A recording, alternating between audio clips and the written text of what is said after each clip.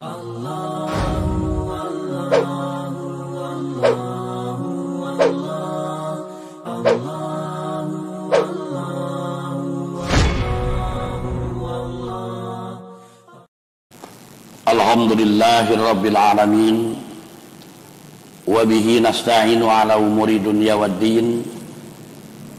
Asyhadu an la ilaha illallah wahdahu la syarikalah wa asyhadu anna Muhammadan abduhu wa rasuluh, amma ba'du. Ikhwatu iman yang dimuliakan Allah Subhanahu wa taala,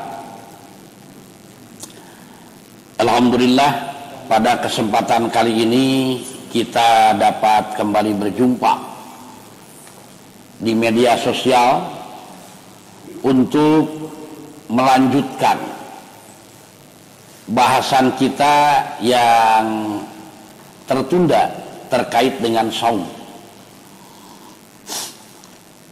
Pada pertemuan yang lalu diungkapkan bahwa saum itu pasti membentuk pribadi yang muttaqin. Namun tidak setiap orang yang saum menjadi pribadi yang muttaqin. Oleh karena itu, agar ibadah saum yang kita lakukan dan kita jalani sekarang menjadi saum yang kelak membentuk pribadi muttaqin, itu harus seperti apa? Sebab bukan satu hal yang mudah mewujudkan sesuatu sesuai dengan tujuan, bukan sesuatu yang mudah meraih sesuatu itu sebagaimana yang diinginkan. Maka dari itu, untuk mencapai saum yang dilakukan oleh seseorang sehingga membentuk pribadi yang muttaqin, itu harus sejak awal diperhatikan oleh orang yang melaksanakan saum. Artinya, yang pertama, ketika orang saum itu harus jelas motivasinya. Liman, karena siapa? Yang kedua, tidak hanya motivasi latar belakang seseorang melakukan satu perkara, namun juga harus jelas lima, apa sebabnya. Dan yang ketiga, yang seringkali orang tidak terlalu memperhatikan karena menganggap cukup dengan yang dua tadi, maka bagi kita tentu saja yang ketiga pun tetap akan menentukan akan terbentuk tidaknya seseorang yang saum menjadi saum yang membentuk pribadi muttaqin atau tidak. Apa? Yaitu kaifa, bagaimana caranya. Dengan kata lain, untuk terwujudnya saum yang membentuk pribadi-pribadi yang muttaqin, itu yang pertama, karena siapa kita saum. Yang kedua, apa sebabnya kita saum. Dan yang ketiga, bagaimana caranya kita saum. Hilang saja salah satunya, maka akan sangat berpengaruh terhadap ibadah saum yang dilakukan oleh seseorang. Seperti yang diungkapkan tadi, bahwa yang disebut dengan saum atau pekerjaan yang mana saja dalam Islam, latar belakang motivasi seseorang melakukannya itu harus jelas. Liman, karena siapa?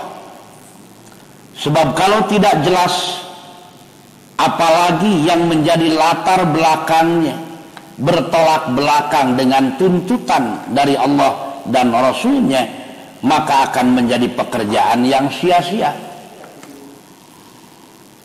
Bagi kita ketika melakukan sesuatu, ketika meninggalkan sesuatu, maka latar belakang kita melakukan dan meninggalkan itu tiada lain, haruslah lillah, karena Allah. Sebab Kalau bukan lillah yang menjadi latar belakangnya, maka pekerjaan yang kita lakukan tidak bermakna, bahkan tidak akan ada nilainya kelak di hadapan Allah Subhanahu wa taala. Lillah adalah sesuatu yang harus menjadi latar belakang dirinya melakukan pekerjaan itu. Jika bukan lillah, maka tentu saja menjadi satu pekerjaan yang tidak berguna, tidak bermanfaat, dan tidak akan mendapatkan nilai di sisi Allah Subhanahu wa taala. Makanya ketika satu pekerjaan sudah lillah, dalam kondisi yang seperti apapun, seseorang akan berusaha sekuat tenaga, baik mewujudkan atau meninggalkannya. Tenaga lillah yang tertanam pada diri seseorang, inilah yang menjadi pendorong yang sangat kuat bagi setiap orang ketika menghadapi satu persoalan. Kalau sudah lillah yang menjadi motivasinya, siapapun tidak akan ada orang yang bisa menghalanginya.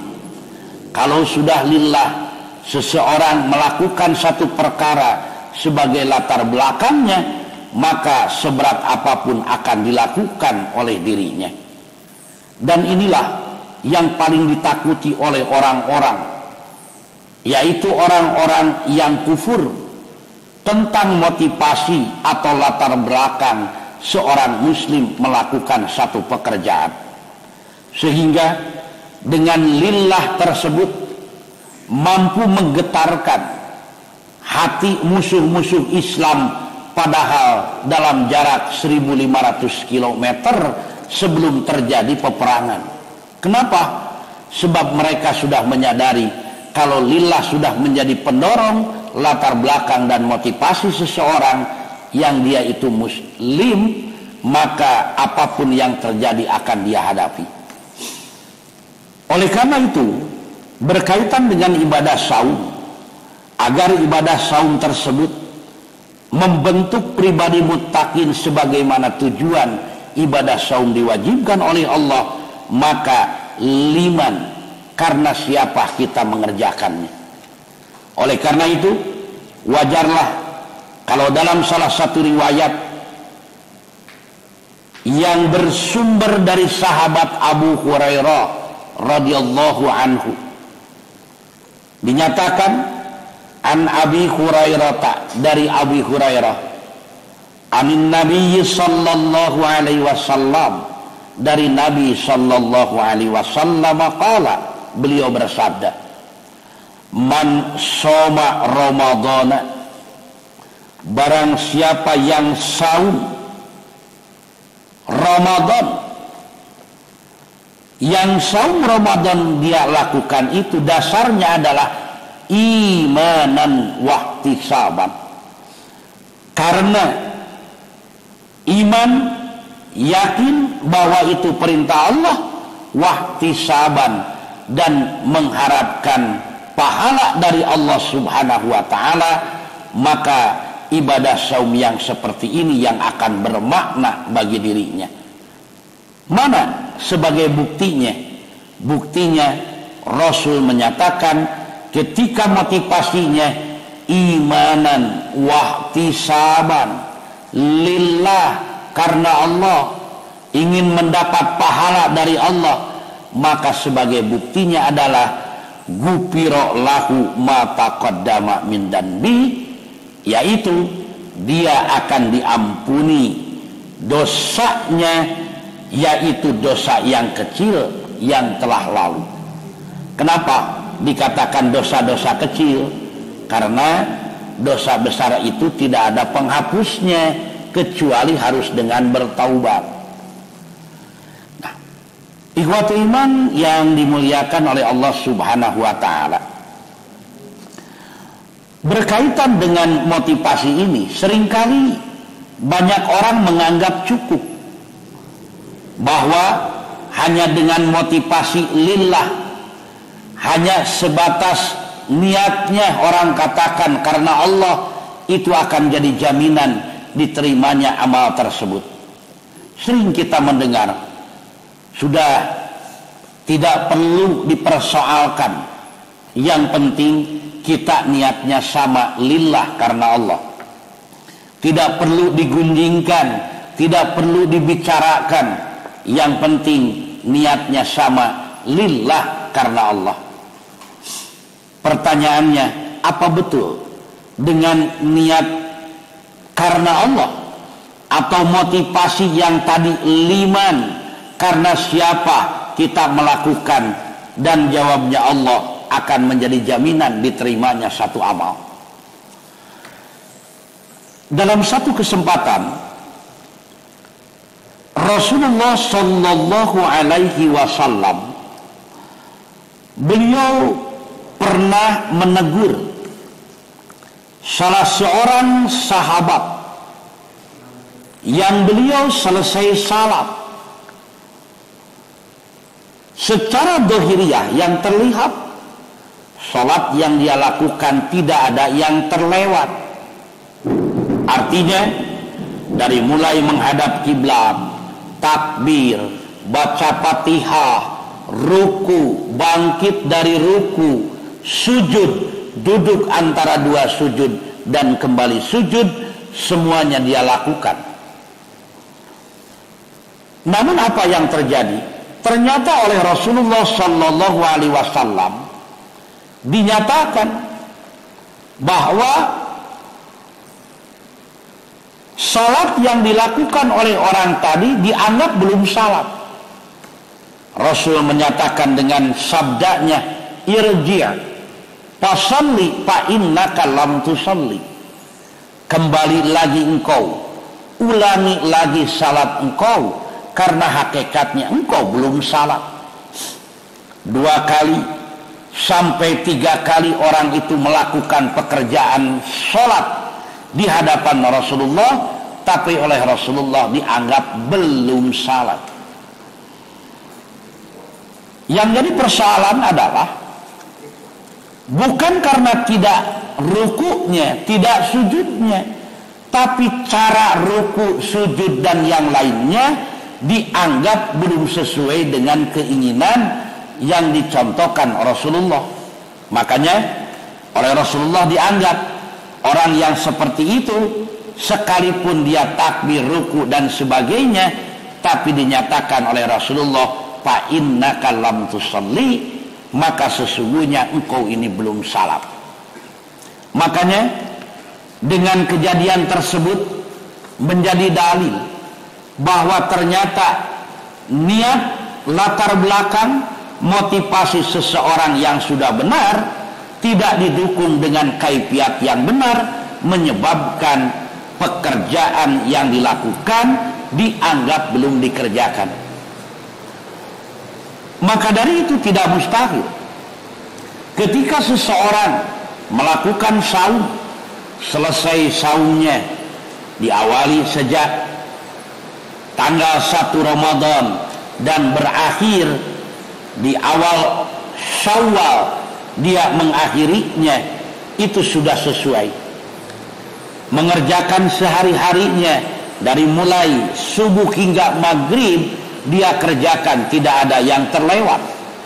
Tapi tidak mustahil ketika menghadap Allah, saum yang dilakukan oleh dirinya ternyata dianggap seperti sholat yang tadi, yang oleh Rasulullah dianggap belum dikerjakan. Kenapa? Karena dari cara melakukannya belum sesuai dengan ketentuan, dengan contoh dari Rasulullah Sallallahu Alaihi Wasallam. Maka dari itu tentu saja bagi kita, ketika latar belakang sudah sesuai, ketika niat sudah tepat, maka kaifiat tata cara pelaksanaan pun harus tepat. Seperti apa saum, yang saum tersebut ketika dilaksanakan menjadi saum yang membentuk pribadi yang muttaqin. Maka dari itu tentu saja kita harus awali dengan yang disebut saum itu apa. Kenapa? Sebab yang disebut dengan saum itu bukan hanya ada di orang Islam seperti yang diungkapkan pada ayat 183 surat Al-Baqarah, di mana Allah menyatakan kama kutiba 'alal ladzina min qablikum. Artinya umat sebelum Nabi Muhammad, umat sebelum umat Islam itu sudah lebih dahulu mengerjakannya. Jangan sampai saum yang kita lakukan tidak ada bedanya dengan saum-saum yang dilakukan oleh orang-orang di luar Islam. Yang disebut dengan saum, secara bahasa saum itu bermakna al-imsaku wa kufi anisyai'i. Saum itu secara bahasa adalah bermakna imsak. Nah, di sini barangkali muncul ungkapan imsak sehingga menjadi satu istilah yang salah memahamkan dan menempatkan seolah-olah ketika imsak itu sudah masuk, yang di kita dibatasi 10 menit sebelum adzan subuh, seolah-olah dari situlah awalnya ibadah saum. Padahal imsak itu sesuai dengan ungkapannya menahan diri. Kenapa harus menahan diri? Sebab sebentar lagi waktu subuh akan tiba sebagai tanda awal ibadah saum. Hanya di kita ketika sudah imsak, sekalipun ada orang yang kesiangan, dia belum sahur, dia tidak mau kerjakan. Kenapa? Sudah imsak. Padahal itu adalah merupakan ungkapan yang asal artinya adalah menahan diri dari sesuatu. Dalam hal ini menahan diri dari makan, minum, dan hubungan badan, karena waktu subuh sebagai awal ibadah saum akan segera datang atau segera tiba. Oleh karena itu, yang disebut dengan saum itu adalah menahan diri. Menahan diri dari sesuatu yang mana hal ini tergambar dari pemahaman saum itu sendiri secara syar'i. Yang dimaksud dengan saum secara syar'i itu adalah al-imsaku anil akli wasyurbi, menahan diri dari makan, dari minum, wa ghasyanin nisa'i, dan berhubungan badan, minal fajri ilal maghribi, dari mulai fajar dalam arti subuh sampai dengan maghrib. Artinya yang disebut dengan saum itu adalah secara bahasa menahan diri, secara syar'i, secara istilah adalah menahan diri dari makan, minum, berhubungan badan dari mulai fajar hingga maghrib. Itu yang disebut dengan saum. Jadi awalnya saum itu subuh, bukan imsak seperti yang dipahamkan kebanyakan orang. Sebelum azan subuh dikumandangkan, yang disebut dengan saum belum dimulai. Sebelum azan subuh dikumandangkan, masih ada kesempatan bagi orang untuk makan dan untuk minum, khususnya ketika sedang bulan Ramadan.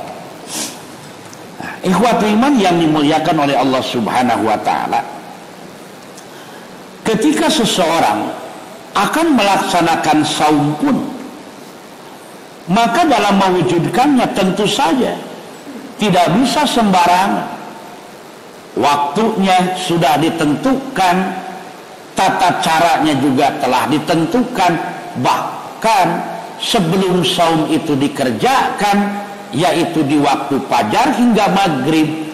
Maka dalam satu ungkapan yang bersumber dari sahabat Hafsah dari Nabi sallallahu alaihi wasallam, dinyatakan oleh Nabi, man lam yubayyitis siyam qoblal fajri fala siyamalahu.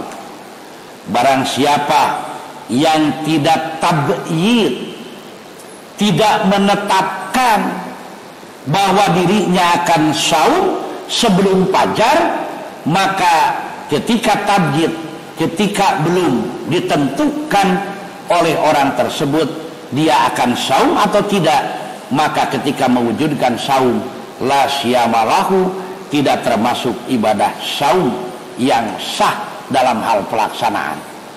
Barangkali kemudian ini juga yang oleh sebahagian orang seringkali diungkapkan dengan ungkapan dalam istilah umumnya dinyatakan niat saum. Nawaitu sauma ghadin. Padahal Rasulullah sallallahu alaihi wasallam tidak seperti demikian. Maksudnya adalah tabyid. Yang dimaksud dengan tabyid menetapkan, tidak perlu dilafadzkan, cukup menetapkan dalam diri bahwa saya akan saum esok hari, maka saum yang dilakukan oleh dirinya tidak termasuk yang dinyatakan oleh Rasulullah dalam hadis yang diungkapkan barusan. Itu barangkali diantara kenapa seseorang harus benar dalam melakukan pekerjaannya, sebab ternyata yang disebut kaifiyat, tata cara pelaksanaan akan mendukung latar belakang, akan mendukung karena siapa motivasinya seseorang melakukan satu pekerjaan. Dan yang ketiga, tidak kalah pentingnya juga adalah 5, apa sebabnya.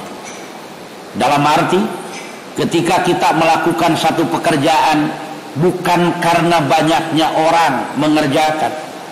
Bagi kita itu ketika melakukan satu pekerjaan, apalagi yang berkaitan dengan ibadah, maka tentu saja harus ada perintah. Sebelum ada perintah jangan diwujudkan. Ketika tidak ada perintah tidak perlu dilakukan. Seperti halnya dalam hal muamalah di luar ibadah, sebelum atau ketika tidak ada larangan maka tidak kemudian harus ditinggalkan. Nah, makanya bagi kita saum yang dilakukan bukan karena banyaknya orang melakukan, bukan karena kebiasaan, tapi benar-benar karena adanya perintah dari Allah dan Rasulullah sallallahu alaihi wasallam.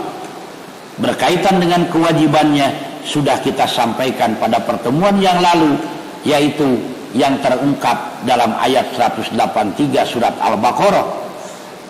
Adapun dalam hal mewujudkannya, sabda Rasulullah sallallahu alaihi wasallam yang bersumber dari Ibnu Umar, dinyatakan oleh Rasulullah, idza ra'aitumuhu fasumu wa idza ra'aitumuhu fa'abtiru. Jika kalian melihat hilal tanggal 1 Ramadan, maka saumlah. Dan jika kalian melihat hilal tanggal 1 Syawal, maka berbukalah, artinya berhentilah. Oleh karena itu, dengan panduan tersebut jelas bagi kita sejak kapan kita mengerjakan hingga kapan kita kerjakan, seperti apa harus kita kerjakan, semuanya berdasarkan dalil dari Al-Quran dan Sunnah, bukan karena banyaknya orang yang melakukan. Maka dari itu ada kemungkinan yang kita lakukan berbeda dengan umumnya yang orang lakukan, tidak jadi persoalan selama kita berpegang teguh kepada aturan dan ketentuan yang bersumber dari Al-Quran dan Sunnah Rasulullah sallallahu alaihi wasallam. Ikhwatul iman yang dimuliakan oleh Allah subhanahu wa ta'ala, maka insya Allah dengan 3 ketentuan yang tadi, 5 karena siapa kita saum, 5 apa sebabnya kita saum, dan kaifa bagaimana caranya kita saum terpenuhi, maka insya Allah saum yang dikerjakan itu akan membentuk pribadi yang muttaqin. Ikhwatul iman yang dimuliakan Allah, tentu saja muncul persoalan. Ada pertanyaan, ternyata sangat sulit melakukan perintah dan ketentuan dari Allah Subhanahu wa ta'ala itu. Maka ketika ungkapan seperti itu muncul, sudah terbaca, sudah terdengar oleh kita ungkapan-ungkapan yang ada di dalam Al-Quran maupun sunnah Rasulullah Sallallahu Alaihi Wasallam, bahwa yang dibebankan oleh Allah Subhanahu wa ta'ala dan Rasulullah itu sudah sesuai dengan kadar dan kemampuan yang terkena dengan tuntutan. Salah satu yang diungkapkan dalam surat Al-Baqarah, Allah Subhanahu wa ta'ala menyatakan bahwa ibadah saum dibebankan kepada seseorang itu adalah yuridullahu bikumul yusra wala yuridu bikumul usra. Allah menghendaki kemudahan bagimu dan tidak menghendaki kesukaran bagimu. La yukallifullahu nafsan illa wus'aha. Tidaklah Allah membebankan kepada seseorang yang dia tidak mampu untuk menanggungnya. Nah, oleh karena itu, seperti apa nanti mudah dan entengnya ibadah saum, maka tentu saja hal ini akan kita ungkap dan kita bahas kembali dalam sesi yang berikutnya. Semoga dengan pernyataan, keterangan, ungkapan yang disampaikan yang tadi mampu memberikan dorongan kepada kita agar meluruskan niat kita karena siapa saum, dua, apa sebabnya kita saum, yang ketiga, bagaimana caranya saum. Dengan tiga kriteria tadi, insya Allah dalam hal yang berkaitan dengan ibadah itu bukan hanya muttaqabbalan, diterima secara kaifiatnya, tapi akan besar pengaruhnya terhadap orang yang melakukannya. Semoga kita termasuk orang-orang yang digambarkan oleh Allah dan Rasulnya sebagai orang-orang yang mampu mewujudkan tiga kriteria yang diungkapkan tadi. Aqulu qauli hada wa astaghfirullah li wa lakum. Assalamualaikum warahmatullahi wabarakatuh.